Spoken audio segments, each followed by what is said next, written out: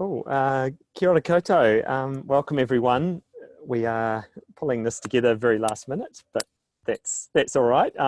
First of all, just introduce ourselves. Ko Ruapehu Te Monga, ko Whanganui Te Awa, ko Seán Barnes taku ingoa. I'm Seán Barnes. I'm Director of Social Procurement at Ākina Foundation, and I'd like to introduce, or let Frae Cairns introduce yourself.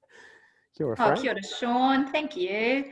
Kia ora koutou. Ko Puhi ki te maunga, ko Mamaru te waka, ko Karaponia te marae, ko Ngā Te Kahu te iwi, ko Frae Cairns aho. Thank you, Seán and Ākina, for very generously inviting me to be part of this panel today. And I'm here representing He Waka Eke Noa, which I'm extremely excited to talk about. Kia ora. Well, today is it's part of Vision Week, and having watched some of the really exciting talks online, yeah, it's great to be part of this. And what we wanted to do today was run a quick session just to allow people to drop by and ask some questions of us. So the first thing we wanted to do was just start with some definitions and tell you a little bit about the work that we're doing in our organisations. So first of all, with Ākina, our kaupapa and motivation is to grow positive social, environmental, cultural impact across New Zealand, and to use the power of the economy to deliver that. Our work is across a number of different areas, and social procurement is one of those. So just to outline our social procurement program briefly, we've got a program called Forward that picks up, first of all, the certification of social enterprises and building a marketplace of suppliers who can deliver impact when you buy from them, basically, and also building that network from a capability and a network perspective, and having those suppliers ready to serve. And our buyer membership is focused on helping organisations implement social procurement into your organisation if you are a buyer. And really our role is to connect these and grow positive impact through procurement in that respect. And I'll kick over to Frae to talk about this other initiative in He Waka Eke Noa.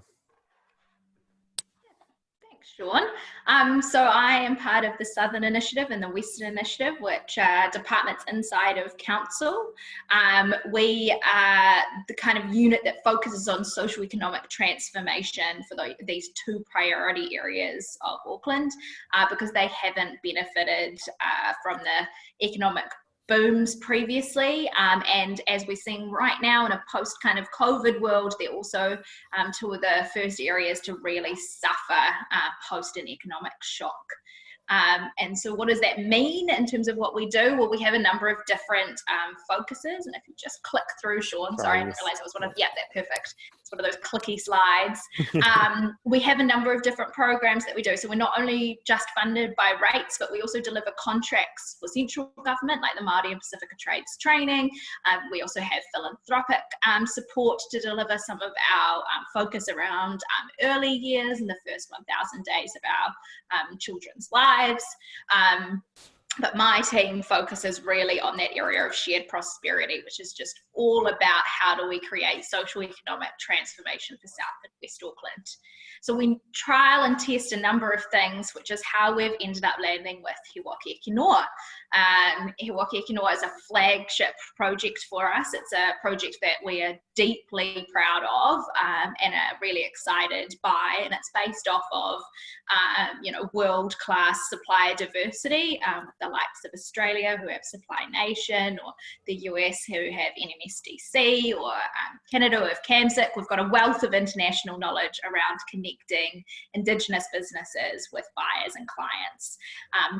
So we are kind of a bit of a sister to Ākina in that sense, and that we are both fortunate to be able to work with buyers and clients to look at how they're transforming their procurement.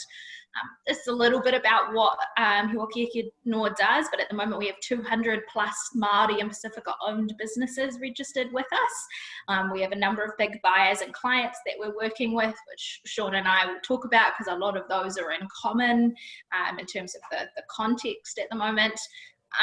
And we're also really strongly advocating for change, whether that is with central government around them looking to set targets or to have policies that go deeper than the current broader outcomes to, create that prosperity we all want and see.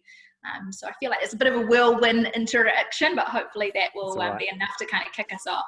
Kia ora. Yeah, so we wanted to start off with, first of all, what is social procurement, and just to start with a definition, which is always a good place to start. And if you hold procurement as the process that's used to acquire goods, services and works, there's lots of different ways of doing procurement, and lots of organisations have different ways of doing procurement. Social procurement is really still doing that part, but it's doing it to generate positive social, cultural, economic and environmental outcomes on top of the goods and services that you're acquiring through the procurement process. The language is a bit of a source of confusion. It's sometimes referred to as sustainable procurement, and there's lots of other permutations, but effectively it is procurement. And the other things I like to point out is that it's intentional, so that it's not accidental, that these are organisations who are intentionally trying to generate this positive impact. So is there anything else you want to add to that, Frae? No, I think that's a really good point. I did mention the broader outcomes. That's what central government calls it. Others call it progressive procurement. It's kind of confusing with the name, but the intent is the same across all of those areas, which is the exciting part. Yeah, and the other thing we wanted to just touch on is Aotearoa more broadly, and just to raise the awareness of what is going on. I guess the key things around this slide is that, as Frae's mentioned, New Zealand government has changed its procurement rules on the 1st of October last year. And if you go and have a look at those, there's a little picture of the book there, but if you Google that, you'll find them, and the addition of broader outcomes to those procurement rules, which is effectively where government's saying we want to procure outcomes over and above the goods and services we are acquiring, which is exactly what we're talking about here. Those outcomes are covering employment and decent work, and trades and training, and health, safety, environmental areas, and also access for, Indigenous business, New Zealand business, social enterprise, etc., to build local participation in government supply chains. The government spends around 50 billion a year. I put plus because I think it's more now, given what's being invested. And then we've got local government, which spends in the order of $10 billion a year. And then the 597 billion is what businesses spend in New Zealand annually. That includes employment of staff, but that's their expenditure. So you can see there's a pretty massive opportunity. How would you describe our role, Frae, as intermediaries in this space? I think we wear multiple hats, Seán, which is the exciting part about us in terms of being the change makers and the ones that are in there trying to tell others why social procurement's important, but also how to do it and what it looks like. And then our intermediaries are really the ones there to connect them to actually, here's a business that you can work with to deliver the impact or the outcome that you're trying to achieve, and making sure that that connection happens in a meaningful way. And we've, talked about this before. Actually, that's a really big part of it, making sure that that buyer or client is investing in that relationship as well with that business and that connection. But to get to that point, we've had to do a lot of that work as well in the background to get a buyer or client to be ready to create the opportunities, but also for a business to be ready to take on those opportunities. So there is a lot of support that happens in the background before we get to the business to business interaction that kind of happens. So. Totally. And there are a number of government agencies, local government entities and private business in New Zealand who have really committed to this, and we can roll through a list of names later on, but there are a lot. And interestingly, from an economic development perspective, there are regional approaches emerging as well, which is really exciting. So so the point of today was Q&A. It's not for us to keep talking. I think I will just exit that screen and basically throw it open to any questions. So feel free, I guess, to put questions in the chat box if you want to know anything about social procurement or about our intermediaries and what we do. And we can answer your burning questions, as I like to put it. We're not afraid of anything, I think, Seán? We'll That's take any question. That's a good one. Absolutely. Or I'm not too sure how many we have online, Julie, but we can unmute. Yeah, we've got about 6 attendees at the moment. Okay, No so questions in the chat box yet, but I've got a question. right. What are some of the, I guess, top motivations for doing social procurement that you're seeing with some of the buyers you're working with? Yeah, there's probably a few. I'll go with the mandate angle, Frae, which is where you know, some of the organisations, you've seen the change of government procurement rules, and therefore they are mandated to respond to opportunities and outline their credentials in social procurement. And one of those key things is that if you're not actually doing it yourself, then it's pretty hard to respond to an opportunity. So this is that opportunity where you are, or the organisation that we're referring to, is a supplier, and they are responding to a buyer like government, and they are really mandated to front up with this. So that means that they need to look at how they're doing procurement. And then also equally the way, I mean, government changing its procurement rules has meant that agencies also need to follow suit, and also right down into local government, particularly when there's a lot of funding associated with central government through things like New Zealand Transport Agency and the like. There are a lot of local government agencies that are starting to move in that direction. What about the motivated organisation, Frae? That's the other category I'd like to put people in. Yeah. So what would you see, you know, the ones that are saying, well, we actually want to do this? Like, what would you call out as the key drivers? I think we're really fortunate to get to work with a number of really passionate people who are really invested in doing more for people and planet. And I think that's quite an intrinsically like Kiwi thing. I think we think we're actually like a sustainable nation in and of us ourselves. And I think in the procurement area particularly, we're seeing a number of professionals who are kind of going, well, actually we could be doing more, and actually procurement's an obvious lever for us to pull. And so a lot of the time it's actually that we've got these amazingly motivated people who are like, I'm going to do something differently. How can you help me do that? What does that look like? And that's the kind of exciting part, is a lot of them are really eager to learn. I think, you know, that's such a thing that a lot of the time people get really set in their ways and want to just do things the way they've always done them. But you know, these individuals are more like, we're going to do things differently. How are we going to do them differently? What does that look like? And that's, I think, a lot of them, it's more motivation, you know, around looking after people and around looking after the environment. I think that's a really big thing for some of those people. Yeah, and also the organisations themselves, there is a sustainability mandate that a lot of organisations are taking on board, and seeing that represented through procurement. And the fact that their supply chains, for example, if you are focused on carbon emissions, your supply chain has got to be part of that conversation.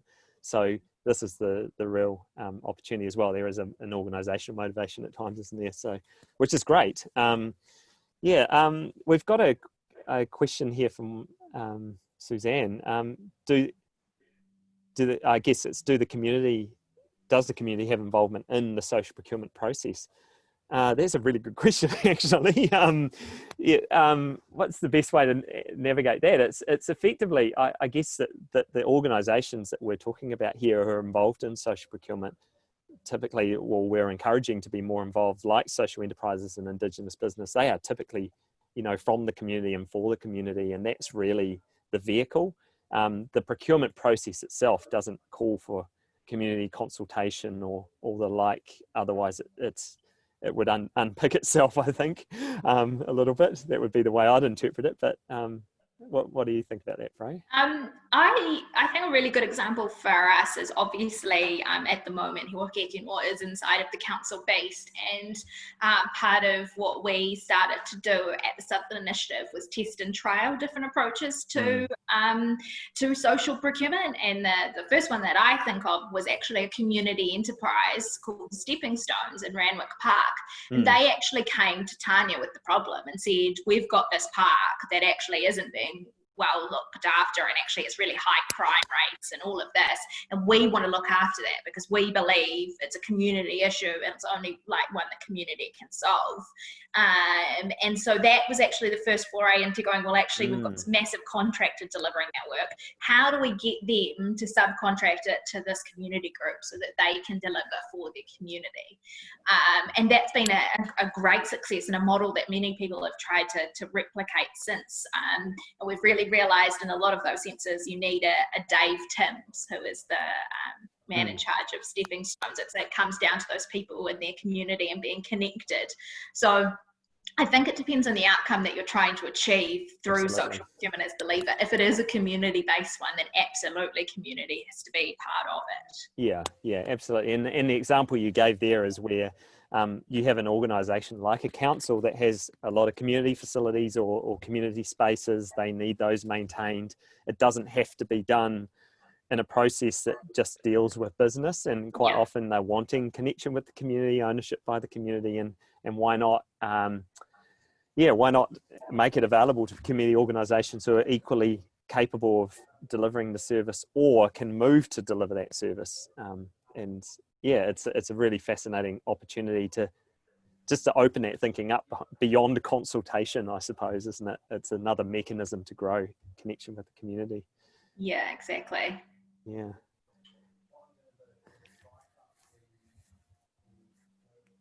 I guess I had a few questions like what are you seeing, Frae, in the organisation the organisations you're working with in terms of barriers, and why is this hard? And we both would acknowledge that this is a hard thing to do, and it's a change process, it's behaviour change management, all those really nice management terms. Like what are these things that are hard for people to grapple with when they're trying to do this or participate in it? Yeah, I think a lot of it actually comes down to perception. I think this is the reality because it's not just procurement, which is where I fundamentally feel like social procurement should just be BAU. They see it as something new. And so it's like this idea of, well, what's wrong with what we're doing? Like, we've always done it this way, and that's, saving the organisation money. So I don't need to worry about your fluffy good stuff. That's going to take me more money, or that's going to cost more time, or it's going to be harder to do. And so, sometimes the barriers are actually more the ones that the teams themselves are putting up. And then on the converse, sometimes it could be organisational. Sometimes it can actually be an organisation saying, you know what, we're actually not here to deliver social good. It's actually not our purpose. And actually, all I want you to do is deliver value to my shareholders. And I define value as money. And so actually, if what you're doing isn't driving, more profit, then don't want to know about it. And so some of it is actually about how do we change organizations like that? And how do we also enable individuals who think there are these imaginary barriers and break those down for them? Absolutely. And in a way, like we've talked about this before, that this is really starting to run counter to a lot of big trends in procurement particularly over the last probably 10, 15 years, where we've seen this consolidation of contracts. So councils, for example, they'd rather deal with one entity who's doing all the services for them, that type of thing. And that means that services, etc., start to get consolidated up into larger and larger and larger contracts from the perspective of efficiency. So they're only dealing with one party, one invoice, all that type of thing. Sharper prices, I suppose, as well. So what we're talking about here is starting to think about unpicking that so that you can make some space for different organisations who bring different things to the table, and quite often small, isn't it? So I guess from a supplier perspective, one of the barriers I see is the engagement with a procurement process. Quite often procurement process can be very cumbersome, very traditional, and very foreign to a lot of suppliers. And I suppose you probably see the same thing with He Waka Eke Noa suppliers. how do we start to navigate that? And what do you Yeah, think? actually, that's a really good point, because Susan's asked as well, like, how do you reflect the need for an agile working process in social procurement? And we're seeing that in terms of the way that now procurement professionals are moving to more lean, agile processes. And actually, I think the two go hand in hand, because, you know, one of my biggest things is, why aren't we doing more face-to-face tendering? Why aren't we allowing for that? And lean, agile processes do. Yes. And that's actually a way that we've seen it with our businesses. They can chew your ear off all day about their business. They can tell you verbally about how they can do what you need them to do, but put a 300-page proposal document in front of them and ask them to fill out boxes, and they're immediately overwhelmed by all of our technical jargon and the confusion. And, you know, it's a nightmare about all these kind of technical health and safety requirements, and absolutely we need all of those things. But also, if we just made it a little bit more transparent about what we're asking for and how you get to those places, which agile processes really do enable, we'd actually get a much better outcome, I think.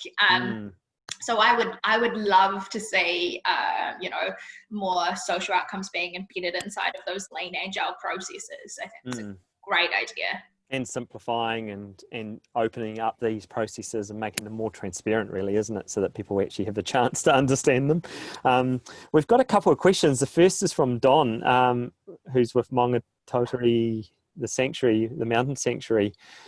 I'm just trying to unpick the question. Do you see opportunities in the social procurement space? I guess as an entity, you're delivering a service potentially around predator-free and things like that. So maybe they are a supplier. I think it probably needs a bit of a conversation in some respects, but also as an organisation, how can you acquire goods and services that you need to run Maungatautari and that operation, you know, looking at where you're sourcing your services from. So yeah, there's I may have missed the point there, Don. There might be something a little bit more inside, whether you're thinking of yourselves as a buyer or a supplier, but please let us know. Yeah, and you might be able to sell your services in terms of being able to show others how you became predator-free. I mean, that would be a unique totally. I think that, you know, a lot of people are really honing in on pest control at the moment. Yeah, so. Absolutely. Yeah, so this is that's a great point, Frae, is a lot of organisations are realising the capability that they have is not just, you know, there's a lot of charitable organisations or not-for-profit organisations who have a really strong capability that businesses are increasingly looking for, whether it's waste minimisation or, you know, predator control or those types of things. So that's a good one. And I've got another one here from Alan Lau, who's in Singapore. Kia ora, Alan. Project developers looking for public-private partnerships, a people first PPP, which is really interesting. I hadn't heard that term before. And looking for opportunities in New Zealand and tourism and those types of things. I'd be really interested in having a conversation on it. I've never heard that term before, but I guess the principles of public-private procurement or partnerships, PPPs, are that you having the cross-sector, if we call it that, the private sector and the public sector are actually collaborating around delivering things. I guess there's a thread in that question around social procurement becomes a really powerful way to bridge the community sector, the private sector and the government sector, and look for opportunities to trade inside existing models of procurement, isn't it? It's we were talking about the community connection before. I guess both of those, there's probably more questions in there. But we got interesting idea. Yeah. Hey, so Sean, we were talking about barriers. I want to know what you see are the opportunities. I mean, what's the kind of big opportunity at the moment? I mean, we're in Vision Week, you know, be visionary with it. Well, I just look at the numbers we put up before. I mean, if they, you know, $640 billion going out the door or being spent by, you know, public and private entities, and that's I'm presuming the not-for-profit sector will be in there at some extent, but that is a massive amount of expenditure. And what we're talking about is just thinking about doing some of this differently. We're like, I'm a realist. I'm not going to say that's all on the table. I suppose it is, but over time, absolutely. But just getting started on that, you take 1% of that and see what outcomes can be generated. And we know social enterprises deliver really great outcomes. We know Indigenous business delivers really great outcomes. And they're often outcomes that are outside of the traditional procurement model. They're outside of the things that are valued often, and often the things that we leave towards government. And Vision Week, there's been a lot of things that have been brought to the fore. You know, our quality of housing in New Zealand, our environmental standards, our social issues, our inequality issues. And those are the things that we believe procurement has a really meaningful opportunity to start addressing those issues, not just kind of leave them for someone else to pick up, leave them for charities to sort out or government to fix. This is a huge partnership opportunity. And with that amount of expenditure, probably the number one thing that excites me is that if we know where people are interested in spending money, we can create entities that deliver that product or service, but also deliver incredible outcomes, whatever they may be. So, yeah. What about you? Yeah, I mean, I think this post-COVID world presents a lot of unique opportunities, but I also think it's just bringing to the fore things that we were doing before anyway. Absolutely. And now everyone else is like, oh, we should get on board with this. So I think this is kind of the everyone keeps saying don't waste a good pandemic. This is the thing that we can use as the tipping point, as the turning point for people in terms of how to create change. So, you kind of touched on it then. I think this is the opportunity for us to go back and address the inequities in our country to deliver the transformation we all want. I think we're in such a great point where something like Vision Week exists and people are actually having these discussions, and they're not just discussions. It's, well, then how do we turn that idea into the impact? How do we deliver on that? So you're talking about that spend. I know that businesses are now looking at, well, what is my pipeline of work for the next 12 months? Right. And actually, what am I going to do inside of that pipeline to deliver on addressing some of these challenges? And they're actually starting to think like we think, which really excites me, that they're even, getting on board with that. Totally. But this is the reality, is we've actually seen through this, like, our country would not have survived if we didn't have our completely underpaid and undervalued supermarket workers stocking our shelves and keeping us fed, because we were in lockdown where the only place we could go was a supermarket. We've got to see how actually people who were being made unemployed from Air New Zealand were then working in a food town. No, it's not that anymore. Countdown, yes. Packing warehouse or whatever. So I think this is the opportunity for us to really start to think about it and go, what is the change that we're going to start to deliver now that we actually know who actually does run our country. That's exactly right, and it's the people. Tangata. There's a great question from Martin Enright here, which I think is a really good way to round this discussion off. Are we relying on the private market to develop procurement skills and capacity in Indigenous organisations, or can these skills be developed and resourced and enabled by the public sector?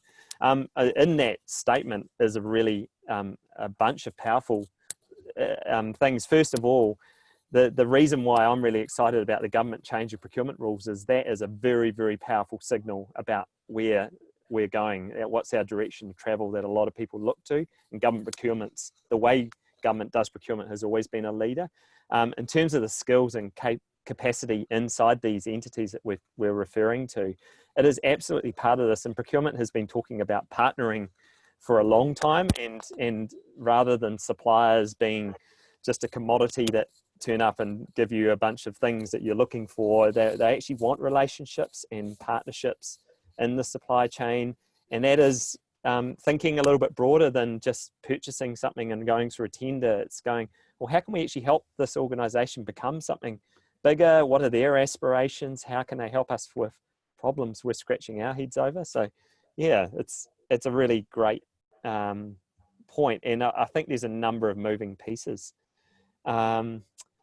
I think it also comes with the assumption that all Indigenous businesses don't currently have the capacity to do that. Yeah, that's exactly right. Which is one of those things that, we see at the moment, as well as that thing around perception. It's a Some of the businesses that we're talking about have 300 staff and millions of turnover, and have bid teams who deal with their tenders and actually don't need any support or capacity uplift. But likewise, there are some of the smaller businesses that, Indigenous or Pākehā always need a little bit of help to get started. And I think we're really fortunate in this country to have a number of support agencies who can actually provide capability uplift. But in terms of true supplier diversity and development, actually the private sector should be helping out too. And that's the reality around, if you want to be, gold standard, world-class leading in supplier diversity and development, then you've got to put your money where your mouth is, and you've got to lean into some of those relationships. And we've seen that, Sean, with some of the, buyers and clients we deal with who have walked businesses through a higher level of health and safety certification than what they've previously held, so that they can meet prerequisites. And I think that's the really interesting part at the moment, is what would happen if both sides started. Well, that's it, absolutely. And I think that really sums up the challenge here, is that we've got to move all these pieces at once. It's not on the shoulders of one. This isn't for government to sort out itself. It's all the pieces, and that's what's really exciting about the work that we do with you and the work that we're doing with, we're both doing with other organisations. There really is a partnership approach here, so that's really great. All right, I think we'll call time on this. Thank you all for attending, and thank you for the great questions. And it's probably best. I'm just trying to work out how we communicate with a few people here, but Ellen, I'll put my email address in so you can get in touch. And I think unless there's anything else from you, Frae, thanks again. No, really excited by the conversation and the great questions. I think exciting to see where we go from here. Absolutely. All right. And make sure you check out the rest of Vision Week, and it's all online. And if you've missed some stuff, get online and watch it. I can highly recommend Sir Peter Gluckman's interview that was on yesterday morning. Yes, yeah. On the morning show. I was just sitting there going, wow, what a guy. So absolutely. Cool. All right. Well, thanks so much. And thank you, Frae, for your time. And we look forward to continuing this conversation with everyone. Awesome. Ngā mihi, Sean. Ngā mihi.